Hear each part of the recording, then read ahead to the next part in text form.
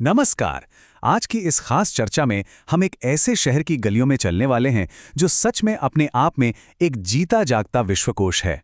जरा सोचिए, एक ऐसे महानगर के बारे में जहां इतिहास, आस्था और सत्ता का सबसे जबरदस्त संगम होता है। तो चलिए बिना किसी देरी के भारत के इस बेहद खास शहर के रहस्यों में गोता लगाते हैं और इसकी इस अनूठी कहानी को समझते हैं। अब शुरुआत करते हैं एक ऐसे सवाल से जो शायद आपका दिमाग घुमा दे। जरा गेस कीजिए, भारत का वो कौन सा शहर है जिसने ठीक एक दिन के लिए, जी हाँ, सिर्फ 24 घंटे के लिए देश की राजधानी होने का गौरव हासिल किया था। भारतीय इतिहास का एक बहुत छोटा लेकिन सच में बहुत ही दिलचस्प हिस्सा है। तो जवाब है इलाहाबाद, जिसे आज हम प्रयागराज के नाम से जानते हैं। बात है 1858 की। 1857 के भयंकर विद्रोह के ठीक बाद ब्रिटिश अर्ल कैनिंग ने इसी शहर में महारानी विक्टोरिया का वो मशहूर घोषणापत्र पढ़ा था। बस उसी एक दिन के लिए यह शहर भारत की राजधानी बना और आपको पता है, इसी दिन भारत का पूरा कंट्रोल ईस्ट इंडिया कंपनी से छिनकर सीधे ब्रिटिश क्राउन के हाथों में चला गया था। अब इस बड़े से नंबर 7 को देखिए। क्या लगता है इसका इस शहर से क्या कनेक्शन होगा? दरअसल इस शहर को प्रधानमंत्रियों का शहर भी कहा जाता है। भारत के 15 में से पूरे 7 प्रधानमंत्रियों का इस शहर से सीधा नाता रहा है।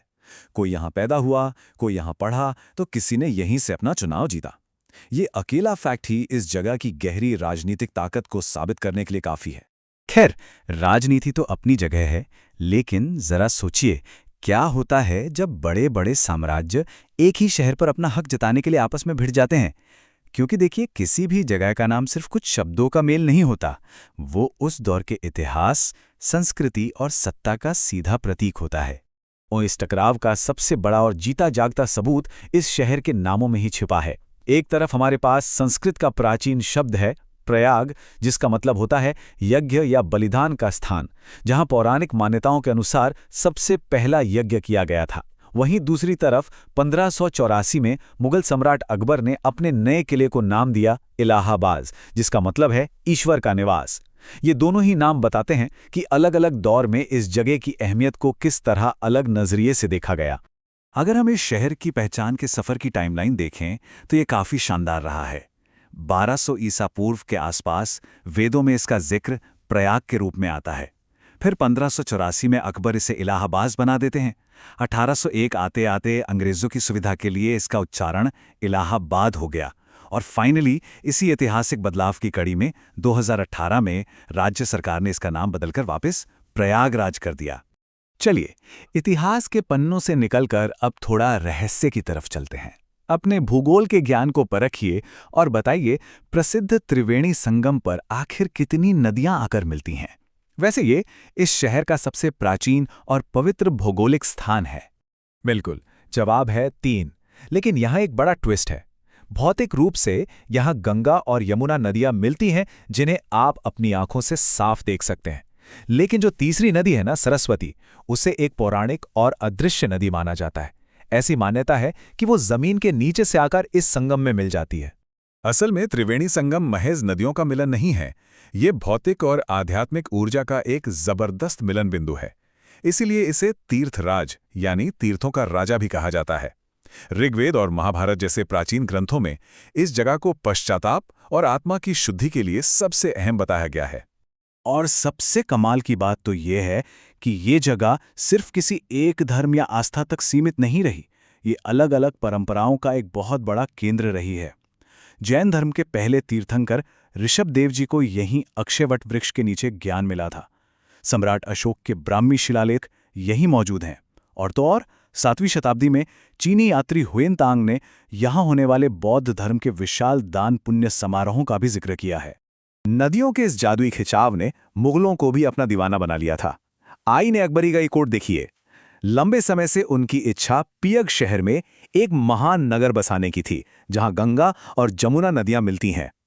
बस इसी जबरदस्त आकर्षण ने सम्राट अकबर को यहां अपना वो विशाल और मशहूर किला बनाने के लिए मजबूर कर दिया था। तो प्राचीन ग्रंथों और किलों की बात तो हमने कर ली, लेकिन अब जरा गियर बदलते हैं और आधुनिक युग के विद्रोह की कड़वी सच्चाई की तरफ चलते हैं। क्या आपको पता है कि आजादी की पहली चिंगारी आखिर भड़की कहां थी? देखिए, इस शहर की मिट्टी ने आज़ादी के कई खौफनाक और ज़बरदस्त दौर देखे हैं। 1857 में मौलवी लियाकत अली ने यहीं से विद्रोह का भीषण नेतृत्व किया था।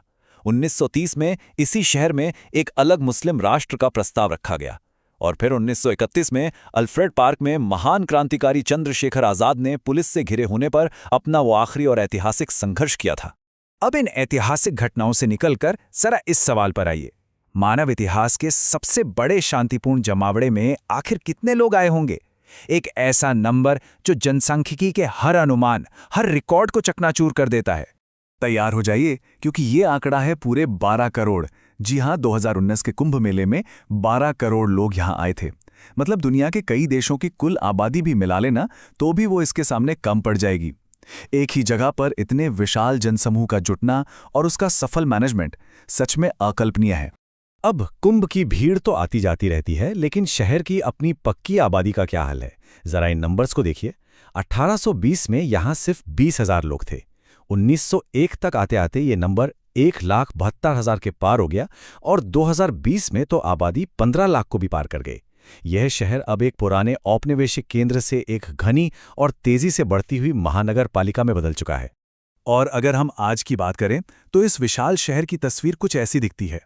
लगभग 76% हिंदू, करीब 22% इस्लाम धर्म के अनुयायी और साथ ही अन्य धर्मों के लोग यहाँ मिलजुल कर रहते हैं।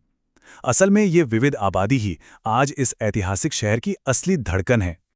तो इन सब बातों के बाद अंत में एक बहुत बड़ा सवाल खड़ा होता है। एक ऐसा शहर जो अपनी प्राचीन पौराणिक जड़ों और आधुनिक स्मार्ट सिटी तकनीक के बीच फंसा है, वो अपना संतुलन कैसे बनाता है? जो शहर एक तरफ अपनी अदृश्य नदियों को पूछता है और दूसरी तरफ डिजिटल क्लासरूम चला रहा है, वो आने वाले कल में खुद को कैसे आकार देगा? इस पर जरूर सोचेगा। आज की इस चर्चा में मेरे साथ जुड़ने के लिए बहुत बहुत शुक्रिया।